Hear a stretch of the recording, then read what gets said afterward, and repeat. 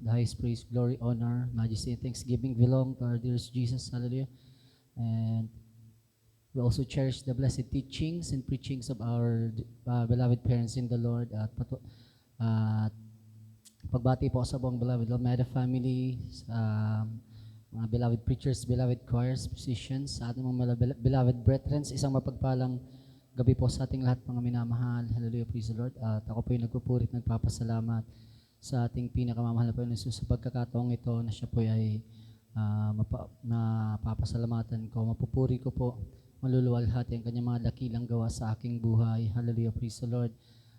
Nais ko pong pasalamatan sa mahal na Panginoon ang patuloy na kahabagan niya sa akin mga minamahal, haloy sa kabila po ng mga pagkukulang. Andyan po mga minamahal ang mga paalala ng ating pinakamahal na Panginoon Jesus, hallelujah, upang ituwid po ang bawat isa sa atin, hallelujah. Kaya pinapasalamatan ko po yun sa ating pinakamahal na Panginoon Jesus.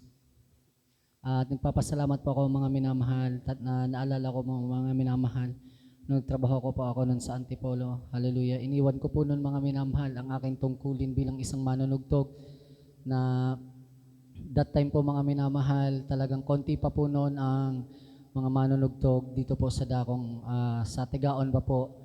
Bible study pa lang po tayo noon dito mga minamahal sa Dakong ng Salog. Talagang sa Tigaon pa po tayo noon, yung mga general service talang sa Tigaon pa po. At nung time po na yan mga minamahal, hindi po ako nag-aaral niya. Nag-desire po ako na mag-aaral ako. Sabi ko, gusto ko mag-aral. Although, nag-exam kasi ako ng mga minamahal, entrance exam po dyan sa PSU. Nakapasa naman ako, pero wala po akong pang-enroll ng mga minamahal. Hallelujah, praise the Lord. Kaya sabi ko, magtatrabaho po ako at mag-iipon ako kasi gusto ko pong mag-aral nga.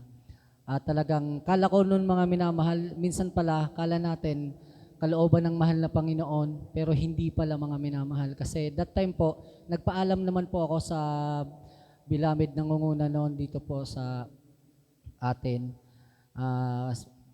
Sa panahon pa po ng bilawid Kuya Johnny noon. Sabi ko, bilawid Kuya, magpapaalam po na magtatrabaho nga po ako mga minamahal sa dako po ng Antipolo noon.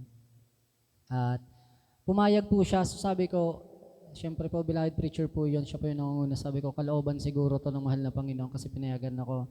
Sabi niya naman, wala naman ang magagawa kung gusto mo talaga magtrabaho at gusto mo rin mag-aral, siyempre. Hindi ko naman maipo-provide yung sabi niya mga minamahal. Kaya sige lang. At sa madaling sabi po, nadako po ako sa dako na Antipolo. 2 months po ata yun, kung di ako nagkakamali.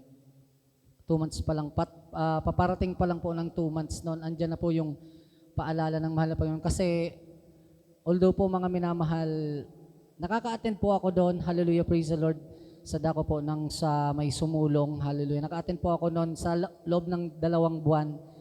2 beses lang po ako nakapag-attend niyan mga minamahal sa Hallelujah. Grabe po talaga.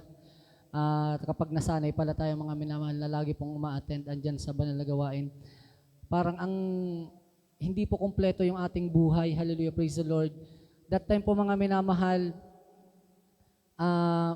isang gabi po noon na matutulog na ako mga minamahal, bigla pong gabi na po kasi yung higaan ko doon mga minamahal, open siya. Hallelujah, praise the Lord. Meron lang siyang higaan lang ako doon mga minamahal na parang maliit na kama.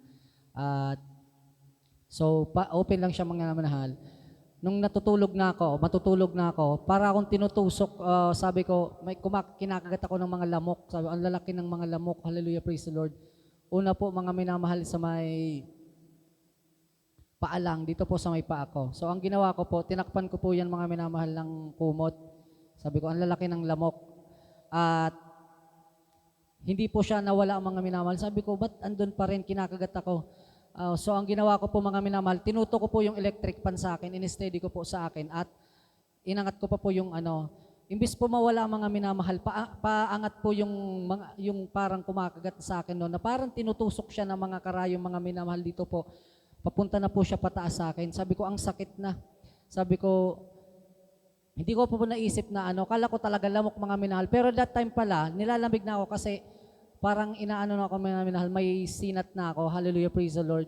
At talagang sabi nga, na ako mga minamahal, tinakpan ko na po yung buong katawan ko ng kumot.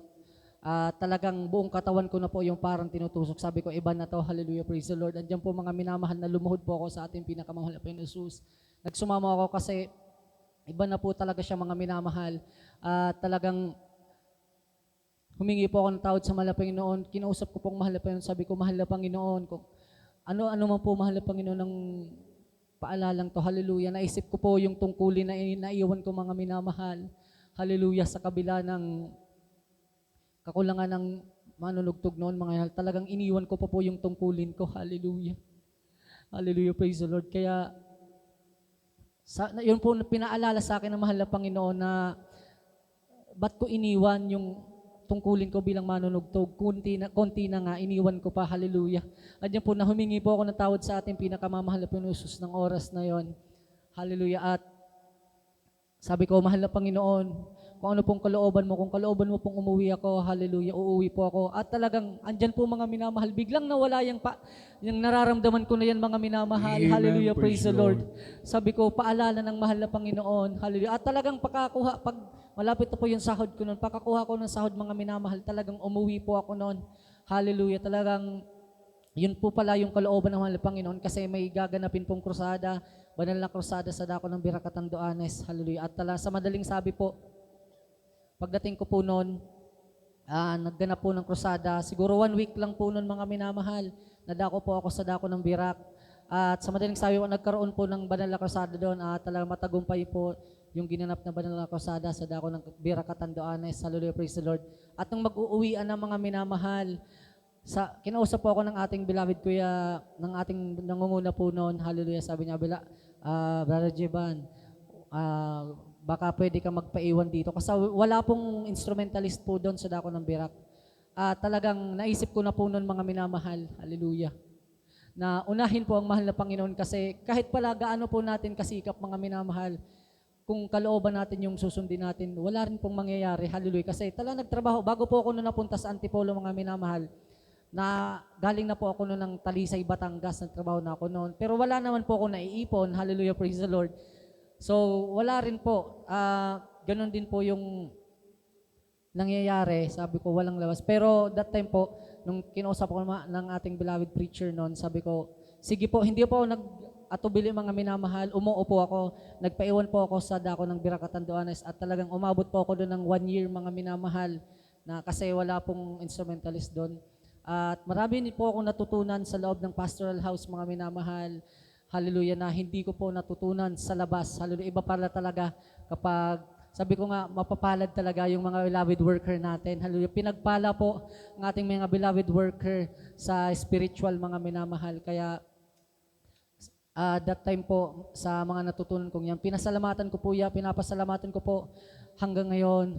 Hallelujah, ang mga pagpapalang yan, mga minamahal. Hallelujah, mas lalo pong na-enhance yung aking mga natutunan sa pagtugtog na dati po wala naman akong alam sa keyboard pero nung na-stay po ako doon, natuto rin po ako ng konti sa natumugtog ng keyboard, hallelujah, yung drums din po, hallelujah, at marami pa po mga minamahal. Kaya maraming salamat po sa ating pinakamahal na Panginoon Jesus at talagang time yan mga minamahal after ko po noon sa Birakatan Doanes 1 year, na ako sa ating beloved preacher, sabi ko, beloved kuya, gusto ko na pong umuwi. Baka pwede na pong umuwi kasi mag-i-enroll po ako. Hallelujah. Sabi niya, sige, pinayagan niya po ako. At talagang that time mga minamahal, pag-exam ko po, simula pag-entrance exam ko, hanggang makagraduate po ako, andyan po, ang bilis po ng mga pangyayari mga minamahal. Talagang tinulungan po ako ng ating pinakamamahal na Panginoon Jesus. Hallelujah. Kaya naiyak po talaga ako, kapag naisip kong mga bagay na ang kabutihan ng mahal na Panginoon sa aking buhay, sa aming buhay. Hallelujah. Maraming salamat sa ating pinakamamahal na Panginoon Jesus. Hallelujah. At pinapasalamatan ko rin po ang mga kagalingan ng mga karamdaman, mga minamahal, ang aking pong beloved, sa aking mga beloved baby. Hallelujah. Praise the Lord. At nung nakaraang araw po, nagdaos po ng first birthday ang aking beloved bunso. Hallelujah. Praise the beloved baby, Amari J. Kaya pinapasalamatan ko po yan sa ating pinakamamahal na Panginoon Jesus. Hallelujah, hallelujah, praise the Lord. At bilang karagdagan po, kami po ay mag-aalay ng isang papuring awitin.